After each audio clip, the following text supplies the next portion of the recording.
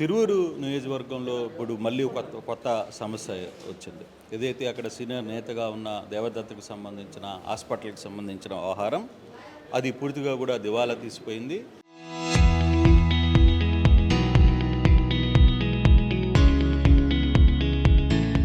దానికి సంబంధించి జీతాలు కూడా ఇవ్వలేని పరిస్థితిలో ఉన్నాడంటూ ఒక ఆడియో విడుదల కావడం, దాని మీద కొలకపూడి ప్రస్తుత ఎమ్మెల్యే మాట్లాడుతూ ఎంపీ కేశినేని చిన్ని దాదాపుగా 18 కోట్ల రూపాయలు దేవదత్తకి ఇవ్వాలి, అది ఆయన కానీ పెద్దలకి పార్టీ పెద్దల దగ్గరికి కానీ వెళితే నేను కూడా ఆయనకి దగ్గరుండి సాయం చేస్తానని చెప్పి సీనియర్ నేత దేవదత్తకి భరోసా ఇచ్చారు.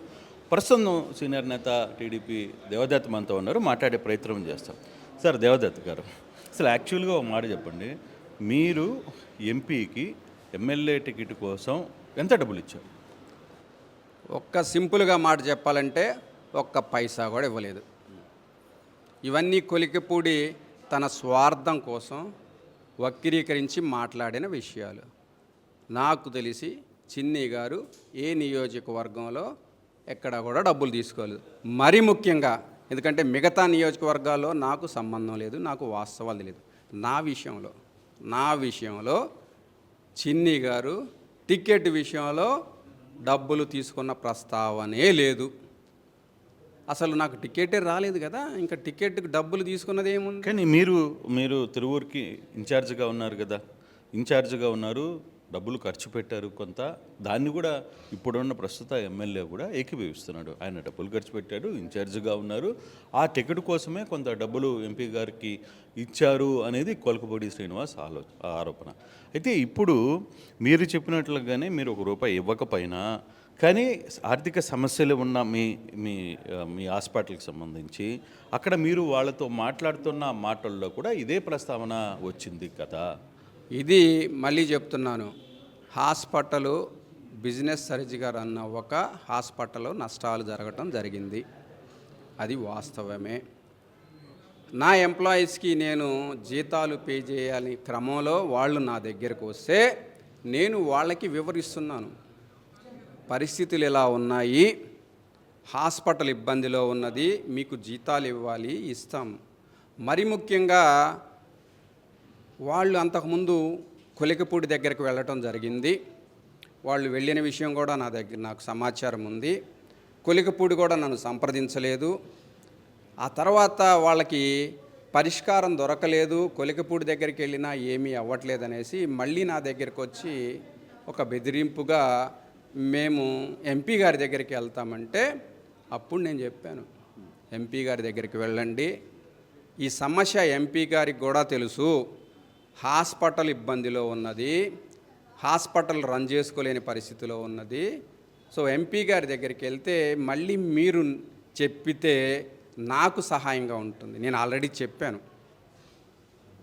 ఆ చెప్పిన క్రమంలో చిన్ని గారు ఒక భరోసా ఇవ్వటం జరిగింది. దేవదత్, నువ్వు చాలా కష్టపడ్డావు, 3.5 సంవత్సరాలుగా నువ్వు సంపాదించుకున్న డబ్బు పార్టీ కార్యక్రమాల కోసం నువ్వు ఖర్చు పెట్టావు, అనివార్య కారణాల వల్ల నీకు ఎమ్మెల్యే టికెట్ ఇవ్వలేకపోయాము, తప్పనిసరిగా నిన్ను ఆర్థికంగా ఆదుకుంటాము, నీ హాస్పిటల్ను కూడా ఆదుకుంటాము. అదే మాట నా స్టాఫ్కి చెప్పాను. చిన్ని గారు ఇస్తానన్నారు, ఇదే మాట చెప్పాను, చిన్ని గారు ఇస్తా అన్నారు, మీరెళ్ళి చెప్తే ఆ విషయం ఆయనకు గుర్తు చేసినట్లు ఉంటుంది. అదే క్రమంలో చిన్ని గారిని కూడా నేను ఒకటి వేడుకున్నాను, లోకేష్ బాబు గారికి కూడా తెలియజేస్తే నాకు సహాయంగా ఉంటుందంటే ఆయన దానికి కూడా సానుకూలంగా స్పందించి అదే విషయం కూడా నా సిబ్బందికి చెప్పాను. లోకేష్ బాబు గారికి కూడా ఈ హాస్పిటల్ ఇబ్బంది ఉందనేసి తెలియజేయటం జరిగిందనేసి. ఇందులో 2 ఉన్నాయి. ఒకటి చిన్ని గారు ఇస్తానన్నారు అన్నది అదొక్కటే పట్టుకున్నాడు కొలికిపూడి, లోకేష్ బాబు గారి పేరు ఒక్కటే పట్టుకున్నాడు.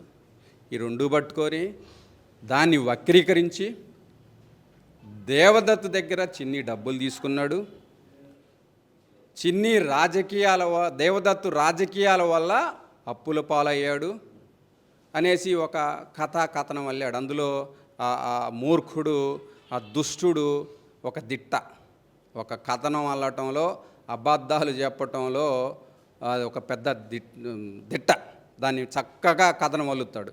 సో ఆ విధంగా ఆ వీడియో అంటే స్టాఫ్ ఎవరో రికార్డ్ చేసిందో కూడా తెలియదు, అది ఛానల్కి ఎలా వెళ్ళిందో కూడా తెలియదు.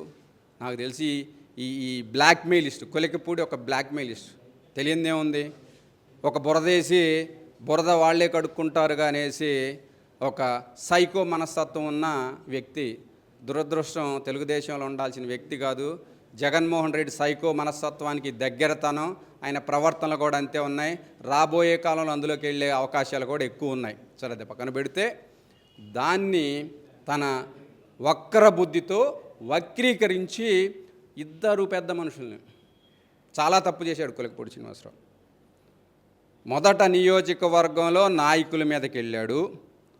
నియోజకవర్గ నాయకుల్ని కాపాడాలనేసి ఎంపీ కేశినేని శివనాథ్ చిన్ని గారు వాళ్ళకి భరోసాగా వస్తే చిన్ని గారి మీద బురదేశారు. మీడియా అందరికీ కూడా తెలుసు, ఆంధ్రప్రదేశ్ రాష్ట్ర ప్రజలందరూ కూడా విన్నారు. ఎలాంటి అభాండాలు రాజకీయ ఆరోపణలు చేశాడో కూడా తెలుసు. ఈరోజు దుష్టుడు ఇంకొక అడుగు ముందుకు వేసి పార్టీ మీద కూడా వెళ్తున్నాడు. లోకేష్ బాబు గారి ప్రస్తావన తీసుకొచ్చాడు. లోకేష్ బాబు గారు ఎస్సీ దళిత కాన్స్టిట్యుయెన్సీలో పార్టీ అండగా ఉండేసి డబ్బులు ఇస్తుంది. అసలు వీడెవడో నాకు అర్థం కాదు. లోకేష్ బాబు గారికి డబ్బులు నేను ఇచ్చాను, లోకేష్ బాబు గారు డబ్బులు అడుగుతున్నారని చెప్పడానికి ఎంత దుర్మార్గపు ఆరోపణ అది. చాలా తప్పు చేశాడు కొలికపూడి శ్రీనివాసరావు. చెప్తున్నాను కదా, మా భవిష్యత్ నాయకుడి మీద, ఆంధ్రప్రదేశ్ రాష్ట్రాన్ని అభివృద్ధి పదంలో ఉరకలు పెట్టించే నాయకుడి మీద ఈరోజు ఆరోపణలు చేశాడు కొలికపూడి. ఆయన మీకు అండగా ఉంటాను, దేవదత్తుకి అవసరమైతే ప్రతి పెద్దల దగ్గర కూడా నేను అండగా వెళ్ళి దేవదత్తుకి న్యాయం జరగాలనే ప్రయత్నం చేస్తానని మీ పేరు ప్రస్తావించారు. అదే అక్కడ మరో ఇద్దరు ఎన్ఆర్ఐల పేర్లు కూడా ప్రస్తావించిన పరిస్థితి. ఇప్పుడు ఒక మంచి ఉద్దేశంతో తీసుకుందాం. కొలికపూడి నిజంగా నాకు న్యాయం చేయాలంటే, ఒకవేళ మీరే నాకు న్యాయం చేయాలంటే ఏం చేస్తారు? ఒక ఫోన్ తీసుకొని, సహోదరా ఇదేదో నా దృష్టికి వచ్చింది, నిజంగా నువ్వు ఇబ్బంది పడుతున్నావా, నీకు అన్యాయం జరిగిందా అడిగావా? అడగలేదు కదా. మీడియాకి ఎందుకు ఇచ్చావు? మీడియాకి ఇచ్చింది నువ్వే, మళ్ళీ ఇప్పుడు ఏమంటావు? లేదు మీడియాకి నేను ఇవ్వలేదు, మీడియా వాళ్ళే నాతో మాట్లాడారు అన్నావు. నిజంగా మళ్ళీ మంచి ఉద్దేశం ఉందంటే నీకు అదే మీడియాకు నన్ను కాన్ఫరెన్స్ చేయొచ్చు కదా, లేదంటే అదే మీడియాకు నువ్వు చెప్పొచ్చు కదా, ఇది నేను కాదు సమాధానం ఇవ్వాల్సింది, నా సహోదరుడు, నా మంచి మిత్రుడు అన్యాయం అయ్యాడు, ఇబ్బందులు పాలయ్యాడు, ఆ సహోదరుని అడిగితే వాస్తవాలు తెలుస్తాయనేసి మంచిగా చెప్పొచ్చు కదా. ఇంకోటి కూడా, తెలుగుదేశం పార్టీ సభ్యుడే, నా కుటుంబ సభ్యుడే, అందుకనే నేను వాళ్ళని ఎంకరేజ్ చేయలేదు అంటాడు.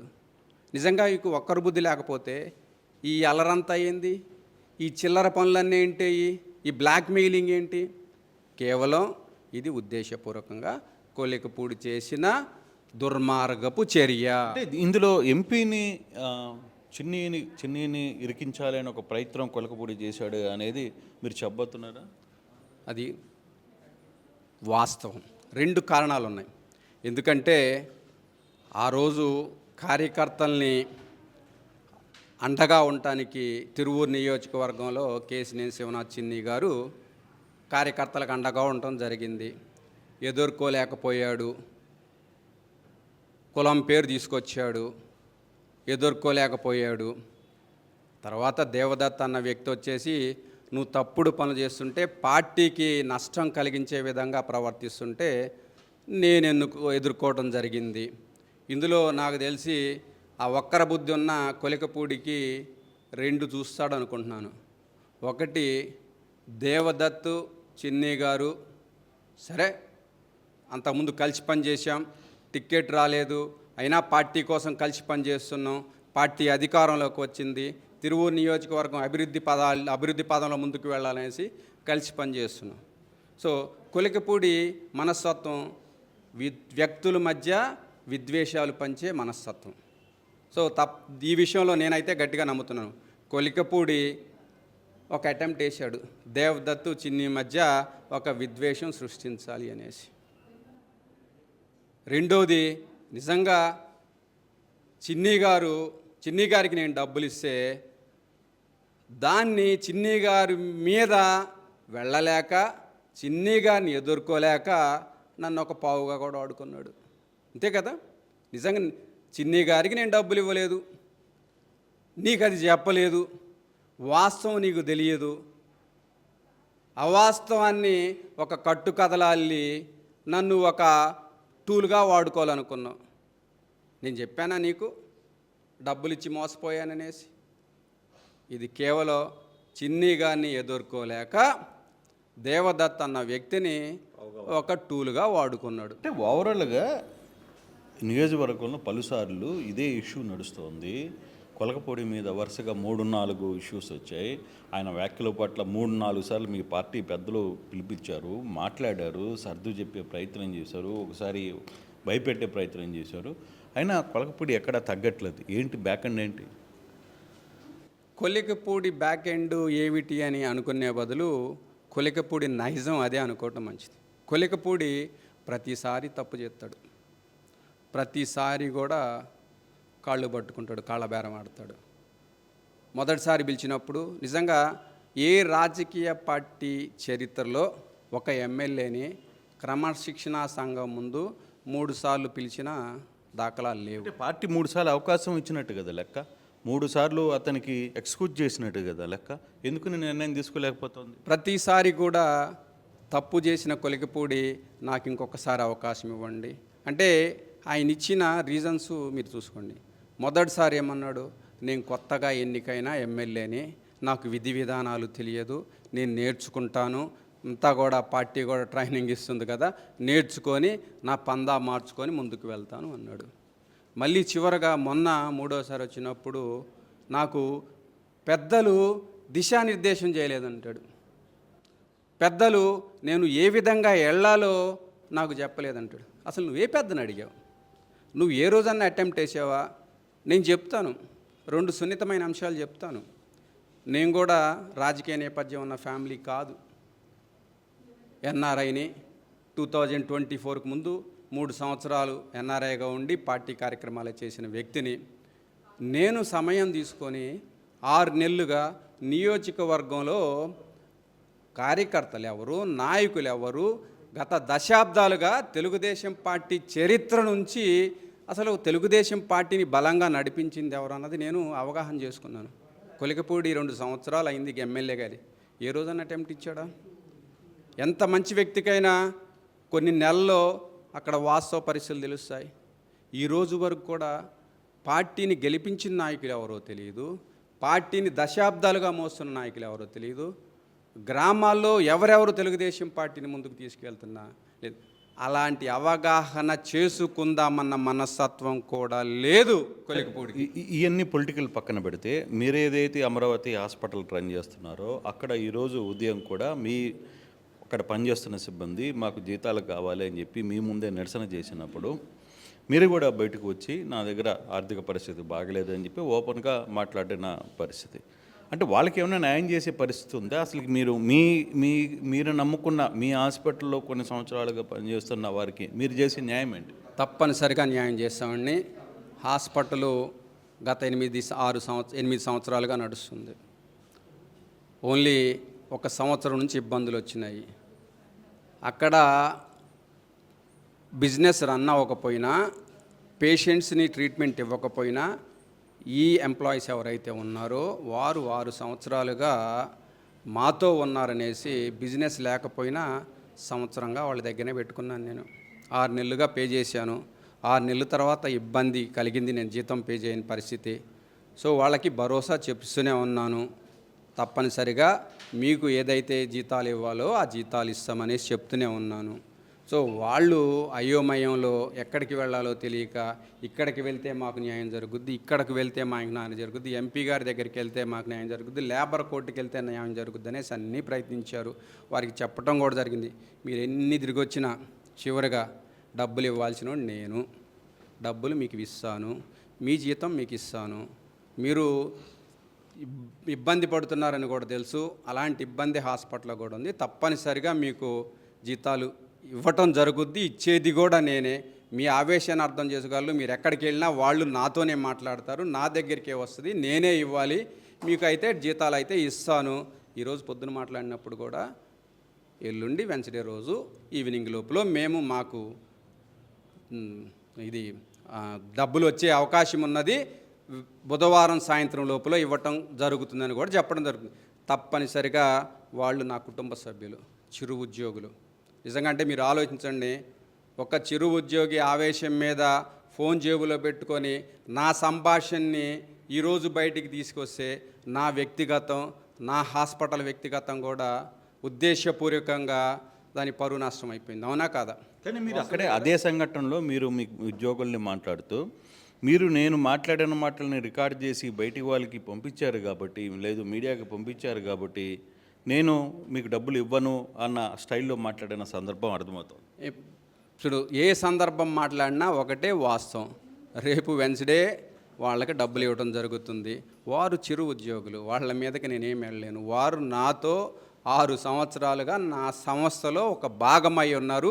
ఈరోజు ఆ సంస్థ ఇబ్బందుల్లో ఉంది, వారికి జీతాలు ఇవ్వలేదు. అలానేసి చిరు ఉద్యోగులు 6 సంవత్సరాలుగా నాతో పనిచేసిన వాళ్ళని వాళ్ళకి ఎంతండి ఇవ్వాల్సింది? 3 లక్షలు 4 లక్షలు అయితే ఇష్యూ కాదు. సో అది తప్పనిసరిగా ఇస్తాం. వాళ్ళని వేధించేది లేదు, వాళ్ళని సాధించేది లేదు. వాళ్ళు నా కుటుంబ సభ్యులే, ఆవేశంలో ఉంటాయి, వాళ్ళు కూడా ఆవేశంలో చేశారు. సో తప్పనిసరిగా వాళ్ళకి నేను మాట ఇచ్చాను. వాళ్ళకి నాకు కొంతకాలం తర్వాత ఈ ఆర్థిక ఇబ్బందులన్నీ తొలగిపోతాయి, మనమందరం కూడా మళ్ళీ బిజినెస్ చేసుకుంటాము అని మాట ఇచ్చేసి అక్కడ వైద్య సేవలు జరగకపోయినా 6 నెలలు నేను పెట్టుకున్నాను. గుర్తుపెట్టుకోండి, మిమ్మల్ని నేను ఆదుకుంటాను అనేసి. తప్పనిసరిగా ఆదుకుంటాను. ఇవన్నీ కొంతమంది దుష్టశక్తులు, మరి ముఖ్యంగా మా దరిద్రం ఎమ్మెల్యే కొలికపూడి అనే దుష్ట శక్తి ఈరోజు ఒక చిరు ఉద్యోగుల సెంటిమెంట్తో ఆడుకున్న ఒక దుష్ట చర్య, అంతకన్నా ఏమీ లేదు. వాళ్ళు నా సహోదరులు, నా కుటుంబ సభ్యులు, వాళ్ళకి ఇవ్వాల్సిన జీతాలు తప్పనిసరిగా ఇస్తాను. వాళ్ళ మీద కక్ష సాధించుకునే పరిస్థితి అయితే ఏది ఉండదు. ఇది శ్రీనివాస్ గారు దేవదత్తో క్లియర్గా మాట్లాడుతున్న పరిస్థితి. బేసిక్గా ఈరోజు జరిగిన సంఘటనలో ఎక్కడా కూడా నేను ఎంపీకి ₹1 కూడా నాకు బాకీ లేదు, నేను ఇప్పుడు ఇచ్చిన పరిస్థితి లేదు. అయితే ఏదైతే ఈ వ్యవహారం నడుస్తుందో, నా హాస్పిటల్కి సంబంధించిన సిబ్బందికి సంబంధించిన జీతాల వ్యవహారాన్ని అడ్డం పెట్టుకుని కొలకపొడి ఒక డ్రామా ఆడే ప్రయత్నం చేస్తున్నారు. అయితే ఈ వ్యవహారంలో నేను వాళ్ళతో కూడా మాట్లాడాను. బుధవారం లోపల రావాల్సిన కొంత అమౌంట్ ఉంది, నాకు ఇచ్చే ప్రయత్నం చేస్తాను. క్లియర్గా ఎటువంటి ఇబ్బందులు లేవు. దీని వెనకాలంతా కూడా కొలకపొడి అనే ఎమ్మెల్యే మమ్మల్ని అడ్డం పెట్టుకుని ఈ డ్రామాని కొత్త డ్రామాగా తెర మీదకి తీసుకుని వచ్చే ప్రయత్నం చేస్తున్నాడు అనేది టీడీపీ సీనియర్ నేత, అందులో హాస్పిటల్ అధినేతగా ఉన్న దేవదత్ మాట్లాడుతున్న పరిస్థితి. స్టూడియో.